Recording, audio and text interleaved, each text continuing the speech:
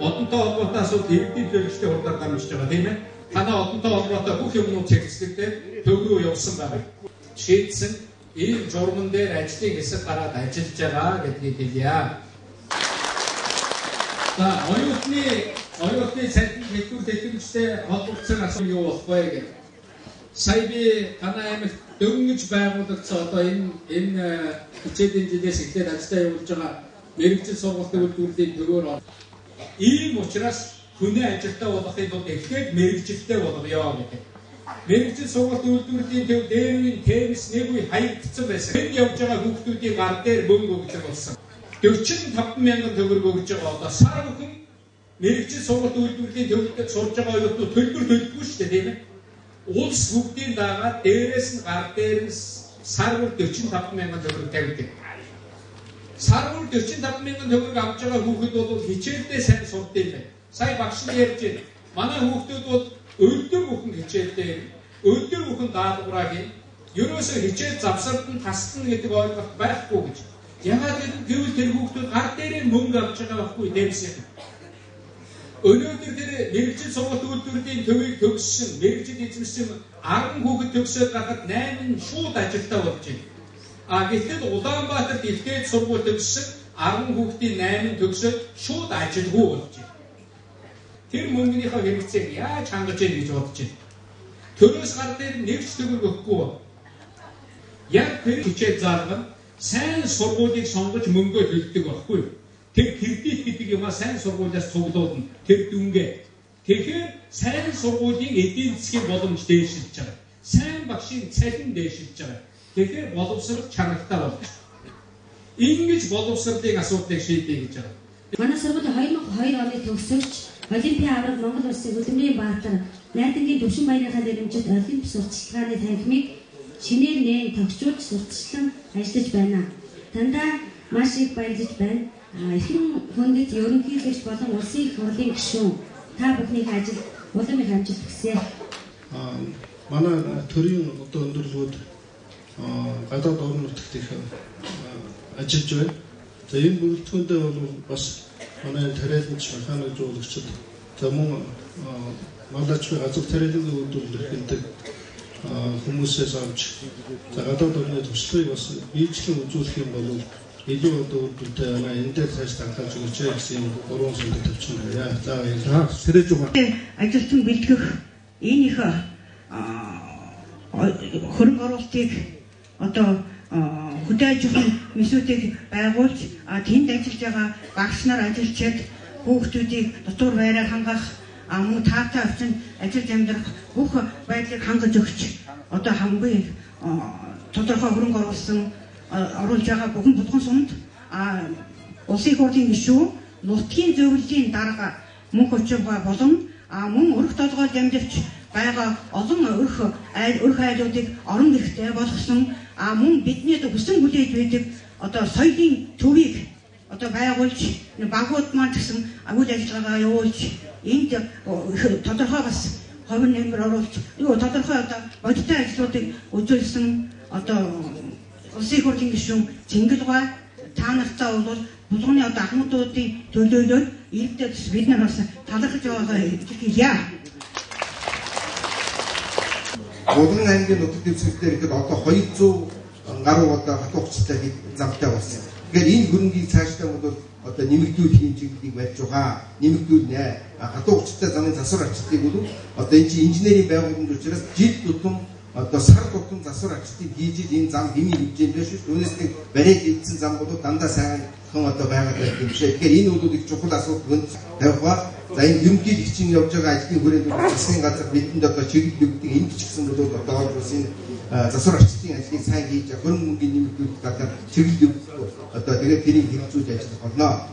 Өнөөдөр Монгол Улсын ерөнхийлөгч ирээд орж байгаа манай аймагт ирээд бид хамтдаа ажиллах болцоолсон бас баяртай. Яг л энэ дээр бидний аймаг дээр явуулж байгаа ажлыг бас гол бодлогын хүрээнд явуулж байгаа. Улсын асуудлыг хөндөж бас асуудал ярьж байгаа гэдэг нь баяртай байна.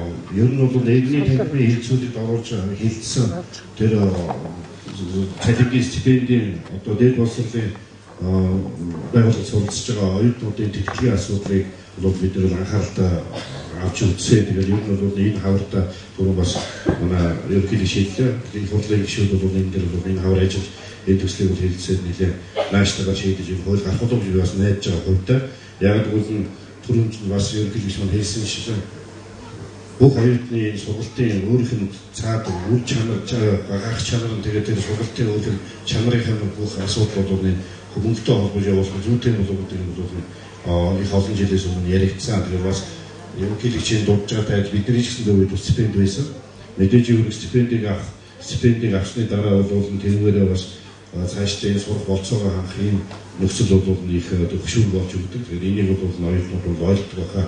Манай мэргэжил сургууль үйлдвэрлэлийн төвийн оюутнууд ч гэсэндээ одоогийн авч байгаа сарын цалингаа бол нэлээд бас зөв нааштай хүлээж авч их сайн зарцуулдаг гэдэг бид нар бол хүмүүсийн хамт бас асуудал явуулж байсан. Та нарын ингээ яах вэ гэдэг 3 сар сууж байгаа боловч одоо гэр орондоо дижитал тусалцаа үзүүлэхээс ахуулаад сургалтын одоо материал өнөр авах гэдэг зөндөө юм байх юм лээ. Тэрнийг авахын тулд бас сургалтандаа бол нэлээд анхаардаг. Сургалтанд анхаарна гэдэг нь боловсруулах өөр мэргэжлийн юм бол сайн эзэмш цаашдаа сайн мэргэжлэн болно гэсэн бол бас нэг шүүгэн байгаа гэх юм бас бид ойлгож байгаа. Тийм болохоор энэ цаашд бол нэг бас гэр боловсруулалтын систем бол нэвтрүүлж одоо цаашд явуулах зүйтэй гэдэг дээр их хурлын гишүүд санал нэгтэй байгаа хаа гэж би бодож байна. Бидний ялангуяа миний санал солилцсон гишүүд бол тийм байдаг. Тийм болохоор энэ дээр бол бид нар бол бас ажиллана гэдэг бас хэлэх гэсэн. Ер нь бол энэ иргэний танхимын ажиллагааг бол цаашд орон нутгад нэлээд өргөн дэлгэрэнгүй болгож ажиллах ёстой байгаа. Би тэгээд өнөөдөр ингээд ерөнхийлөгчийн хамгийн газрын Өдөрт дарахтаа сууж явахдаа би санал солилцоод сууж явахдаа бол санал дэвшүүлж байгаа. Ер нь ерөнхийлөгч бол өөрийнхөө төсөл дээр энэ анхаарлыг оруулаад аймагуд дээр ерөнхийлөгчийн танхимыг хариуцсан ерөнхийлөгчийн өөрийн бие төлөөлөгчтэй байх хэрэгтэй зүйтэй болов уу гэж бодож байна. Энийг бол иргэдийн хуралдаага яг өөрсдөө шийдэх ямар шугам шийдэх одоо тэрний давуу дуустай хүмүүс нэг хүн бол нэг иргэдэд захиргаанаас гарч байгаа шийдийг гаргаж байгаа шийдийг хэлцүүлдэг асуудал дээр бол нэлээд анхаарлыг хандуулах зүйтэй болов уу гэж бодож байна. Болгоомжууд маань үнэхээр сайн байгаа. Даваад манай салбараа. Юуны түрүүнд газар тариалны салбараа өнгөрсөн жилд 36 мянган тонн уурашсан. Энэ бол сүүлийн хэдэн жил байгаагүй өндөр бүтээл. Төмс сүнсний ногоогоор мөн одоо урд жилүүдээс өндөр хэмжээний 8 мянган тонн төмс, 3 мянган тонн төмсний ногоо авсан байна. Ийм одод байгаа. Энэ өвөд өнтэй сайхан үйлчж байна. Нийт манай хоригдоо 2 бүтээл байгаа. Өнгөрсөн жилд 8.5% орчим гарсан тоо байна. Өнтэй сайхан үйлчж энэ хавраас энэ бүхний бас илгээгчийн хөдөлгөөнд яваа энэ зөвшөөрлөг ашиглаж бас танилцуулж явна гэдэг бас боломжууд байна. Нэгнэр сая санхүүжилтийн асуудал нь хэцүү байсан юм байна. Одоо төсөв тусгагдаад энэ 7 сарын 1 гэхэд энэ спортын ордон ашиглалтанд орохоор ингэж явж байгаа гэж одоо засаг дарга тэгж хэлж байна. Тэгээсэй гэж хүсэж байна. Тэгэхээр одоо жинхэнэ олон улсын стандартад нийцсэн байдлаар сум бүхний төв дээр сургуулийн барьж өгье. Соёлын төвийг барьж өгье. Спортын цогцлборыг барьж өгье. Эмнэлгийг барьж өгье. Цэцэрлэгийг барьж өгье. Тамгын газрыг барьж өгье. Тэгээд дундуур нь тэр зам талбайг нь бүгдийг тогтчуулж өгье гэсэн ийм шин сумын төсөл гэсэн төсөл явж байгаа. Би тэгэхээр энэний хөвдөө маш их дэмжиж байгаа. Энийг их хурл засгийн газар дэмжээсэй гэж бодож байгаа. Монголын 300 сумыг ийм болгочмоор байгаа. Тэгээ өнөөдрийн байгаа сургуулийн жишээлбэл жижиг дунд үйлдвэр дэмжих төв болгож болно. Тэнд нь дотуур байр болгож болно. Янз бүрээр ашиглаж болно. Эрдэнэ сум, Төв аймгийн Эрдэнэ суман дээр загвар болгож энэ шин сумын төслийг барихаар улсын их хурлаас мөнгөний гаргаад засгийн газар ерөнхийдөө шийдэж байгаа гэж би ойлгож байгаа. Тэгэхээр Эрдэнэ суман дээр юу ч гэсэн бариатхаг. Тэгээ бүгдээрээ нэг очиж харъя гэж бодож байгаа. Хараад боломжтой бол энэ нэг дэмжих хэрэгтэй. Энэ одоо ерөөсөө архиар нэг ч үйлчлэхгүй. Тэгэхээр одоо ерөнхийлөгч ингэж байгаа юм чинь аймгийн засаг дарга юм болох ёстой. Аймгийн засаг даргын очиж байгаа газар бүхэн архигүй байх ёстой. Ямар нэгэн архины үйлчилгээ байх ёсгүй. Зүүн төрөө тий. Тэр бол сайн бүтээн байгуулалт болсон байна. Үнэхээр сайн. Тэгэхээр үүнийг дэмжих хэрэгтэй. Сая Бадамжуунаа сайд битээр очиод тэнд одоо мэрэгжил сургалтын үйлдвэрлэлийн төвийн үйл ажиллагааг дэмжиж хүлэмж биелгэлээ гэж байгаа. Дээрээс нь бас сүүний тоног төхөөрөмж биелгэлээ гэж байгаа. Иймэрхүү ажлуудыг бид нар хийнэ. За тийм учраас энэний эрчим хүчний асуудал дээр онцгой анхаарч өгөөч. За улсын хурлын гишүүн мөнгө очив. Ишүүн мөнгө сумд эрчимцэн бээрэмрийн аж ахуйнуудыг бий болгочлоо. Сайхан үүдэн сургуулийн төв байгуулсан бүгдээ баярлалаа. Манай зангид ирсэн